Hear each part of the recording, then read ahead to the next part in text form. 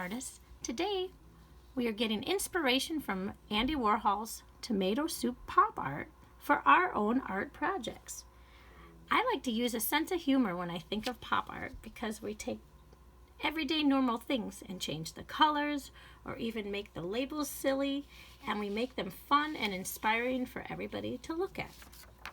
My idea was crayon soup. Since I'm an art teacher and I'm using crayons all the time, I decided to make the crayons with my name on each one instead of a brand name, and a color wheel, so they're Vega's Crayon Soup.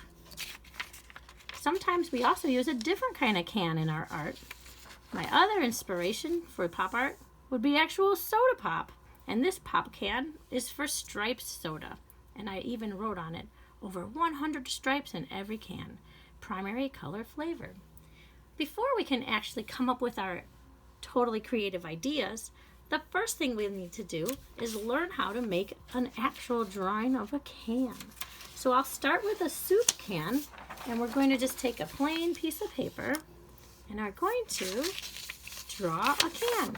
And a can is just an oval that's horizontal or laying down, and another oval. And I'd like you to draw as light as you can. Draw it light till you get it right, because then it's easy to erase if you make a mistake. So I have an oval at the top and an oval at the bottom, and then I'm going to have a line connect these two lines, these two ovals I mean. And then I'll erase the top oval, and there's my can. It just showed up right now. And I can draw a littler oval and even a smaller oval inside this can. And I'm ready to design whatever I'd like for my silly pop art can. If I want to keep it with the same idea of the Campbell soup, I can draw a circle in the center and a line that kind of goes not through the circle is overlapping that line. I think it looks like a belt with a belt buckle. Then I need to decide if this is soup, then I'm going to write soup at the bottom, just like Campbell's has it.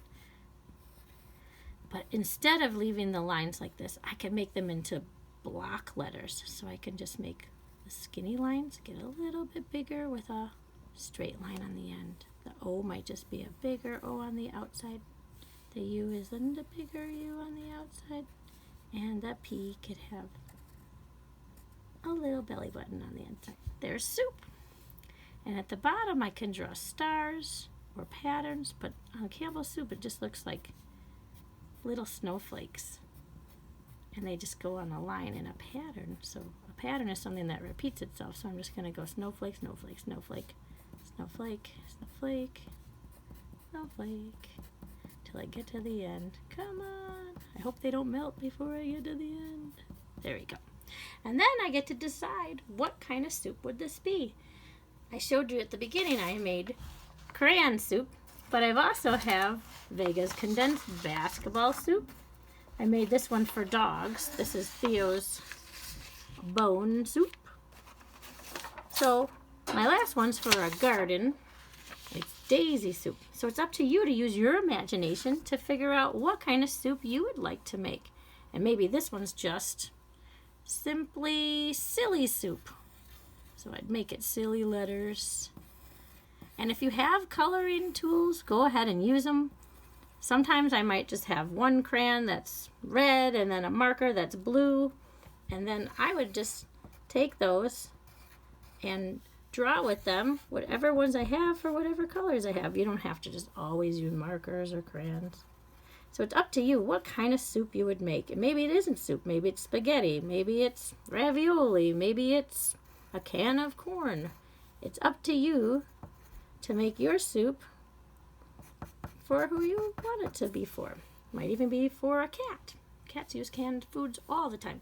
So when you finish with that, you might want to add more than I just did, but you're going to add maybe some shadows. Shading's really nice with a pencil. You can make it look like it's popping off the page by just rubbing in a little bit of pencil lines, especially at the bottom. If you just draw the line a little darker, it looks like it's shadow on the page.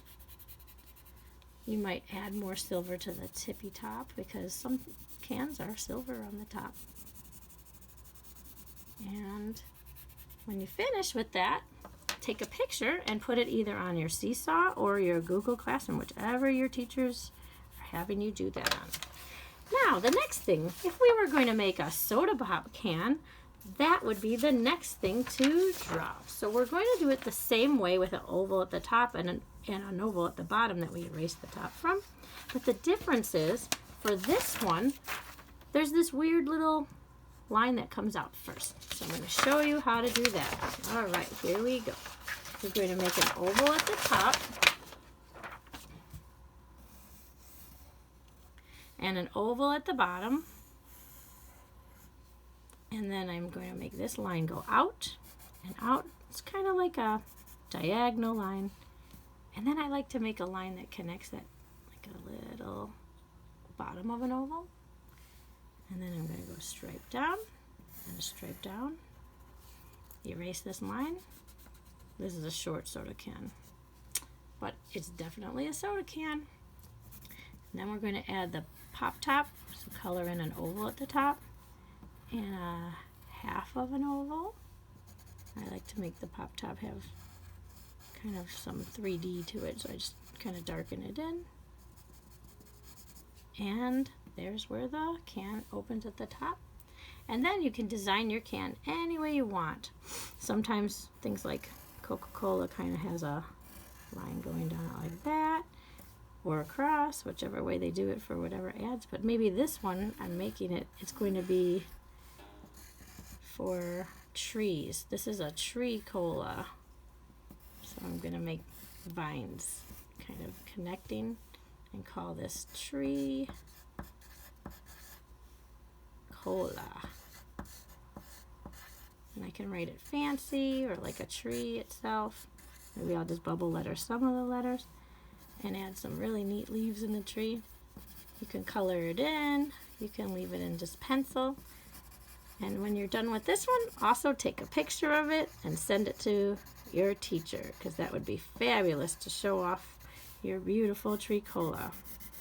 For a pop can, sometimes you can also do the same kind of shape that's at the top, at the bottom, because they have like a little bit of a narrower bottom to it.